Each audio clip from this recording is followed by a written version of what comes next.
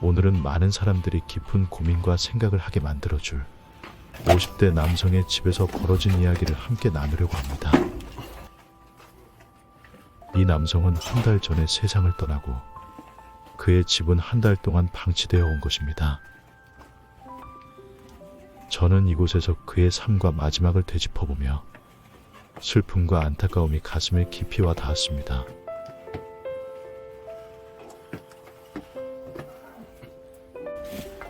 여기 또 밤에 집 앞이만 있고.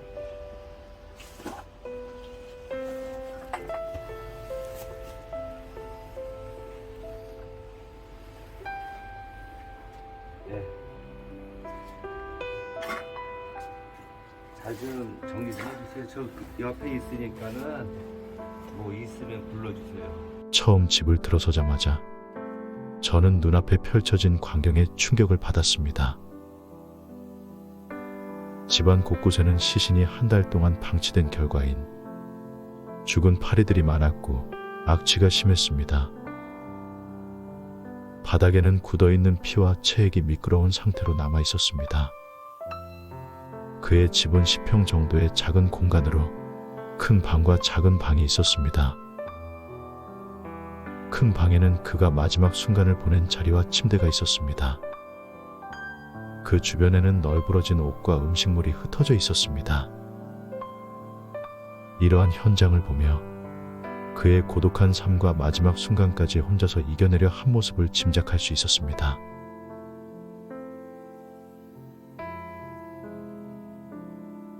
이렇게 마주한 이 집에서의 일들은 저에게 많은 생각을 하게 했습니다. 먼저 우리 주변에 있는 이웃과 가족들에게 관심과 사랑을 더 적극적으로 표현해야겠다는 결심을 하게 되었습니다. 누군가의 삶에 무심하게 지나치지 않도록 소소한 관심과 돌봄으로 사람들과 함께하는 따뜻한 마음을 잊지 않아야겠다고 생각했습니다. 또한 이러한 이야기가 더 이상 반복되지 않기를 바랐습니다. 우리 사회에서 외로움과 고독이라는 문제가 점점 심각해지고 있는 상황에서 국가와 지역 사회의 노력이 더욱 필요하다고 느꼈습니다. 고독한 이웃들을 위한 다양한 프로그램과 정책이 마련되어 사람들이 보다 행복한 삶을 누릴 수 있기를 바랍니다. 삶의 가치는 타인과 함께 나누며 더욱 성장하게 되는 것이기에 우리는 서로를 배려하고 살아가야 한다는 사실을 되새기게 되었습니다. 앞으로 우리 모두가 더 나은 세상을 만들기 위해 노력하고 각자의 삶에서 소중한 인연과 추억을 더욱 소중히 여기며 살아가기를 바랍니다.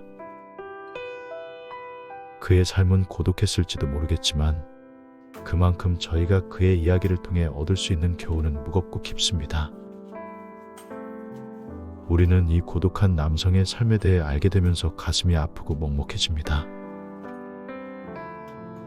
고독한 죽음이 얼마나 서러운지 그의 집을 치우는 과정에서 더욱 깨닫게 됩니다. 가끔은 이런 사건을 접하며 우리가 그와 같은 상황에 처하지 않기 위해 어떻게 하면 좋을지 고민해보게 됩니다. 또한 주변 사람들에게 더욱 관심을 기울이며 서로 도움을 주고받는 것이 얼마나 중요한지를 깨닫게 되었습니다. 그의 삶에 대한 슬픔과 안타까움을 통해 우리는 더 나은 사회를 만들기 위해 노력해야 함을 절감하게 됩니다. 우리는 이를 통해 더욱 따뜻한 인간관계를 형성하고 서로에게 힘이 되어주는 사회를 구축할 수 있습니다. 이 이야기를 통해 우리 모두가 서로를 돌보며 고독한 이들을 위한 따뜻한 지원과 관심을 나누는 세상을 만들어 나가길 바랍니다. 우리는 이렇게 함께 이야기를 나눔으로써 사회적 고독과 그로 인한 고통을 극복하고 서로에게 따뜻한 관심과 사랑을 베풀 수 있는 세상을 만들기를 소망합니다. 사회적 고독은 언제 어디서든 우리 주변에서 일어날 수 있는 문제입니다. 그렇기 때문에 우리가 살아가는 세상에서 더욱 책임감을 가지고 서로 도움을 주고받으며 살아가는 것이 중요합니다. 우리는 이러한 과정을 통해 더 나은 사회를 만들어 나갈 수 있습니다. 작은 방에는 장롱과 옷만 있었습니다. 이 방은 아마도 그의 옷과 소중한 물건들을 보관하는 공간이었을 것입니다. 장롱에는 그의 삶에 대한 단편적인 추억들이 담겨 있었을 터인데 그와 함께했던 시간들이 이제는 사라져버린 것이 안타까웠습니다. 죽음이란 것은 항상 우리에게 깊은 슬픔을 안겨줍니다. 이 집안은 마치 시간이 멈춘 듯 삶의 흔적이 그대로 남아 있었습니다. 그의 죽음이 이렇게 오랫동안 알려지지 않은 것이 더욱 마음을 아프게 했습니다. 저는 이 일을 할 때마다 가슴이 먹먹해지는 감정을 느낍니다. 그가 얼마나 외롭게 살아갔을지, 그리고 그의 마지막 순간은 어땠을지 생각하면 눈물이 납니다. 그의 삶이 어떠했는지, 그리고 그가 겪었을 고통과 외로움을 생각하며 가슴이 미어집니다. 그가 이렇게 길게 외롭게 지낸 시간 동안 어떤 생각을 했을지, 그리고 그가 그토록 권했을 사람들과의 따뜻한 관계를 상상하며 슬픔이 깊어집니다. 죽음이란 것을 통해 우리는 인간의 삶에 대한 깊은 성찰을 하게 됩니다. 이렇게 귀중한 존재가 외롭게 세상을 떠난 것에 대한 슬픔을 안고 서로를 더 소중히 여기는 마음을 간직해야 합니다.